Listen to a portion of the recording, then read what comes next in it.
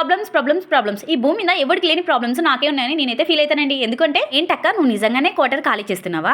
ఏంటక్క మీకు పోస్టింగ్ వచ్చిందా? పోస్టింగ్ వచ్చింటే ఏ ప్లేస్కి వచ్చిందక్క? నేను క్వార్టర్ ఖాళీ చేస్తున్నా అన్న వెంటనే మీకు ఇలాంటి డౌట్స్ వచ్చింటాయి కదా, అందుకే ఆ డౌట్స్ క్లారిటీ చేయడానికి ఈ వీడియో ద్వారా అయితే మేము ముందుకు వచ్చేస్తున్నా. ఈ వీడియోలో మీకు ఫుల్ క్లారిటీ అయితే ఇచ్చేస్తా. హలో హాయ్ అండి, welcome back to our channel. అందరు ఎలా ఉన్నారండి? బాగున్నారా? మీరందరూ బాగుండాలని నేనైతే దేవుని మనస్ఫూర్తిగా కోరుకుంటున్నానండి. నేను కూడా ఓకేనండి, బాగున్నాను. మీ సపోర్ట్ ఉంటే ఇంకా బాగుంటా. ప్లీజ్ అండి, నాదైతే ఒక చిన్న రిక్వెస్ట్ అండి. నేను మెయిన్గా ఈ వీడియో తీయడానికి కారణం ఏంటంటే, నా లక్కనే ఎవరైనా ఆర్మీ క్వార్టర్లో ఉండి వాళ్ళు సామాన్ ప్యాక్ చేసుకున్నప్పుడు కొన్ని స్ట్రగుల్స్ అయితే పడతారు కదండి, అంటే కొన్ని ఇబ్బందులు అయితే కదా, వాళ్ళకైతే ఈ వీడియో యూజ్ అవుతుంది అని అయితే తీస్తున్నానండి. బట్టి మీరు మీ తరపున ఎవరైనా ఉంటే కన్నా వాళ్ళకైతే ఈ వీడియోని కంపల్సరీగా షేర్ చేయండి. కూడా ఎవరైనా నాలా ఆర్మీ క్వార్టర్లో ఉన్న వాళ్ళు లేదంటే ఆర్మీ క్వార్టర్కి వెళ్ళాలనుకుంటున్న వాళ్ళు ఉంటే ఈ వీడియోని చూస్తుంటే కంపల్సరీగా నాకు కామెంట్ అయితే పెట్టండి. మీకు ఏ డౌట్ ఉన్నా కూడా నేను క్లియర్ చేస్తామాట ఈ క్వార్టర్స్ లైఫ్లో.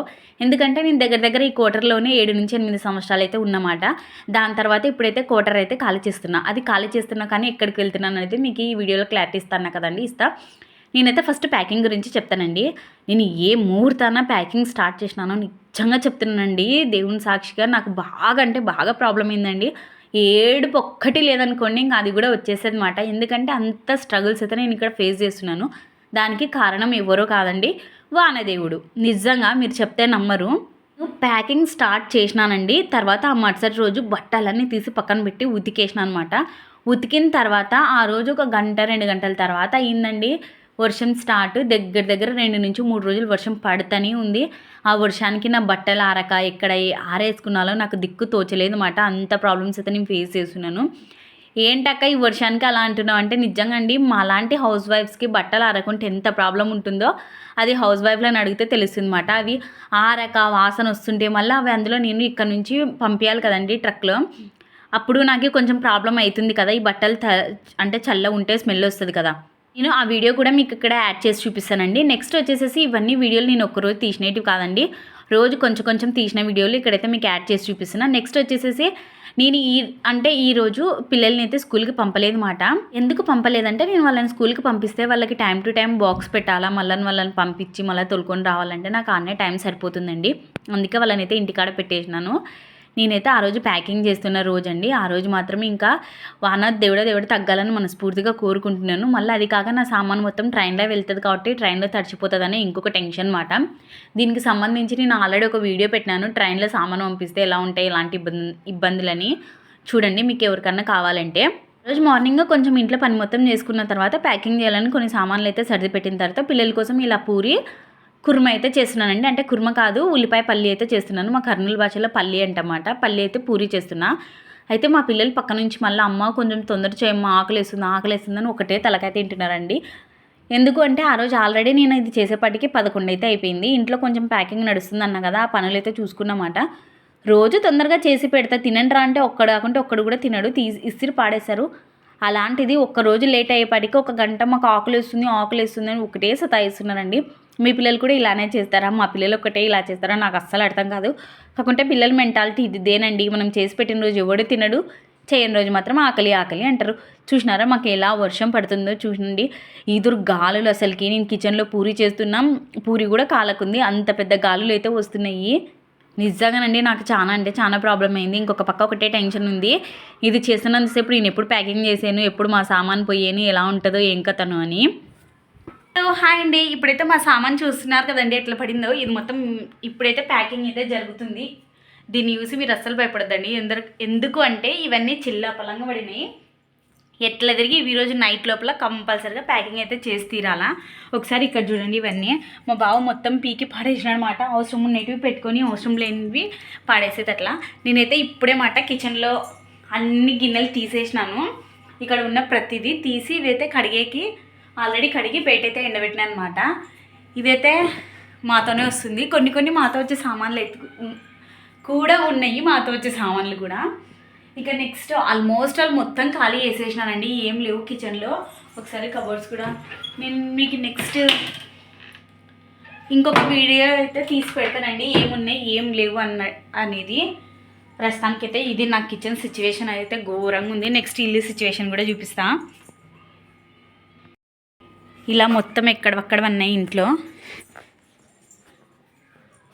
మా పిల్లలు ఇప్పుడే కిందికి పోయినారు ఆడుకోవడానికి మాట.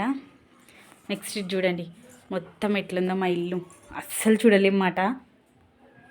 ఇంకా కొన్ని గిన్నెలు ఇక్కడ ఎండబెట్టి పెట్టేసినాను. ఇంకా నెక్స్ట్ ఇక్కడ కొన్ని ప్యాక్ అయిపోయినాయి ఆల్రెడీ. ఇక్కడ ఇవి మా బావ తీసుకొని పోయే బాక్సెస్.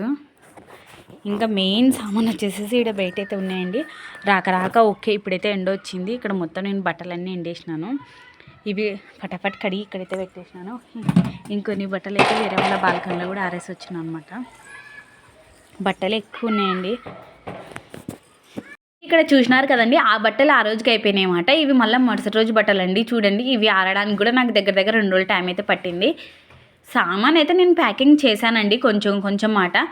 ఇంకా మిగతా సామాన్ ప్యాక్ చేయడానికి మా బావనే రావాలి. ఎందుకంటే మా బావకి టైం అస్సలు లేదు, డ్యూటీకి వెళ్ళినాడు. ఇలా ఈ వర్షం పడడంతో నాకు ఒక ప్రాబ్లం అండి. ఇంకొకటి వచ్చేసి ఈ సామాన్ సర్దుకోవడానికి మా బావ లేడని ఇంకొక ప్రాబ్లం వచ్చేసి మా బావ అసలు మాతో వస్తాడో తెలియదు, రాడో తెలియదు. ఎందుకంటే మా బావకి సెలవులు ఇస్తారో కూడా తెలియదండి, ఇస్తారో ఇవ్వరో అనేది కూడా తెలీదు. ప్రతి దానికి ప్రాబ్లం అండి. నిజంగా నాకైతే కంట్లోకి ఒక పక్క అయితే నీళ్ళు వస్తున్నాయన్నమాట. నాకు ఏడవాలన్నంత బాధ ఉంది. కానీ ఏం చేస్తాం, చేసుకున్న పాపానికి తప్పుతుందే అన్న, అది నేనే చేసుకున్నాలా. మనకి ఇక్కడ ఎవరైతే హెల్ప్ చెయ్యరు. ఇంకా మా బావ అంటారా, కొంచెం డ్యూటీ ఉంది కాబట్టి డ్యూటీకి వెళ్తూనే ఉన్నాడండి. మధ్యలో గ్యాప్ దొరికినప్పుడు కొంచెం సామాన్ అయితే ప్యాక్ చేయడం అయితే స్టార్ట్ చేసినాడు. అసలు ప్యాకింగ్లో నేను ఏం చేసినానంటే మెయిన్ సామాన్ మొత్తం తీసి ఒక రూమ్లో పెట్టేసి నేను ఎంత పెట్టగలనో అంత పెట్టినానండి. ఇంకా ఫైనల్ అయితే మా బావ వచ్చి చెయ్యేసిన తర్వాత నీట్గా సర్ది పెట్టేసినాడు అనమాట. దాని తర్వాత నేను ఫస్ట్ ప్యాకింగ్ చేసినది అయితే ఈ పచ్చడి అండి. నేను వెళ్తానని నాకు ముందే తెలుసు కాబట్టి ఇక్కడ కొన్ని సామాన్లు అయితే నేను ప్యాక్ చేసేసిన కాబట్టి దీంట్లో పచ్చడి మాట, అది కూడా డబ్బా నిమ్మకాయ పచ్చడి. ఈ వైట్ డబ్బా, ఈ బ్లాక్ డబ్బా నేనైతే ఊరికి తీసుకొని పోతా. ఇక్కడ ఈ డబ్బాలు పెట్టేది మాత్రం మా బావ లైన్కి అయితే తీసుకొని పోతాడు అనమాట. మేము ఊరు వెళ్ళిన తర్వాత పాప మా బావ ఒక్కడు లైన్లో ఉంటాడు కదా, అక్కడ చప్ప ఉండేది తినలేనని మా బావ కోసం ఈ పచ్చడి అయితే పెట్టిపోతున్నానండి. అవును, మీలో కూడా ఎవరైనా మీ హస్బెండ్స్ ఇలా డ్యూటీకి వెళ్ళినారా, లేదంటే ఆర్మీ క్వార్టర్ మీరు కూడా అలా ఉన్నారా క్వార్టర్లో? మీరు మీ హస్బెండ్స్ డ్యూటీకి వెళ్ళినప్పుడు ఏమేమి చేసి పెడతారు స్నాక్స్? అంటే కొందరు బాగా మిక్చరు పచ్చళ్ళు అయితే పెట్టి పంపిస్తారు. మీరు ఏం పెట్టి పంపిస్తారు అనేది నాకు కూడా కామెంట్ చేసి చెప్పండి అబ్బా. ఎందుకంటే ఇప్పటి నుంచి నేను కూడా మా బావని వదిలిపెట్టి దూరం ఉంటున్నా కాబట్టి నేను కూడా మా బావకి చేసి ఇచ్చేకైతే వస్తుంది అనమాట. ఏవైతే మీ వాళ్ళు ఇష్టంగా తింటారు అది కూడా కామెంట్ చేసి చెప్పండి. మా బావకి అయితే ఎక్కువ పచ్చళ్ళు ఇష్టము. గిక్షర్ అంటే ఉంటే తింటాడు, లేదంటే పచ్చడి మాత్రం కంపల్సరీగా మా బావకి పెట్టాల్సిందే నేను. ఇంకా మీరు ఇక్కడ చూస్తున్నారు కదండి, ఇది మొత్తం మా బావ సామాన్ మాట. ఇది కూడా ఇంకొక రోజు అయితే ప్యాక్ చేసినది మాట. ఇక చూడండి, ఈ బ్యాగ్లో మొత్తం వింటర్కి సంబంధించిన డ్రెస్లే ఉన్నాయి. ఈ పెట్టెలో మాత్రం సమ్మర్కి సంబంధించిన డ్రెస్లే ఉన్నాయి. ఇవి రెండే కాక మా బావది ఇంకొక పెట్టె అయింది.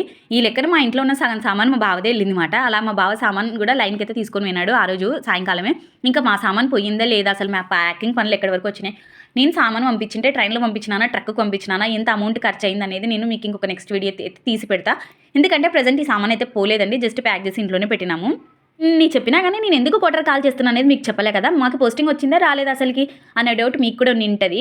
నేనైతే చెప్తున్నానండి, మాకైతే పోస్టింగ్ రాలేదు మాట. ప్రజెంట్ అయితే నేను క్వార్టర్ కాల్ చేసి ఇంటికైతే వెళ్తున్నాను. అసలు నేను ఇంటికి ఎందుకు వెళ్తున్నాను అనేది కూడా నేను మీకు నెక్స్ట్ వీడియోలో అయితే మీకు ఇన్ఫర్మేషన్ అయితే ఇస్తానండి. ఇంతవరకు ఈ వీడియోని చూసినందుకు చాలా థ్యాంక్స్ అండి. ప్లీజ్ ఒక లైక్ చేయండి, కామెంట్ పెట్టండి. నెక్స్ట్ అయితే మీరు కొంచెం ఓపిక చేసుకొని నేను చెప్పిన ఈ వీడియో ఎక్స్ప్లెనేషన్ బాగుందే బాగలేదా, నా వీడియో ఎలా ఉందనేది కామెంట్ చేయండి అబ్బా, ప్లీజ్ అబ్బా. ఓకే మరి బాయ్.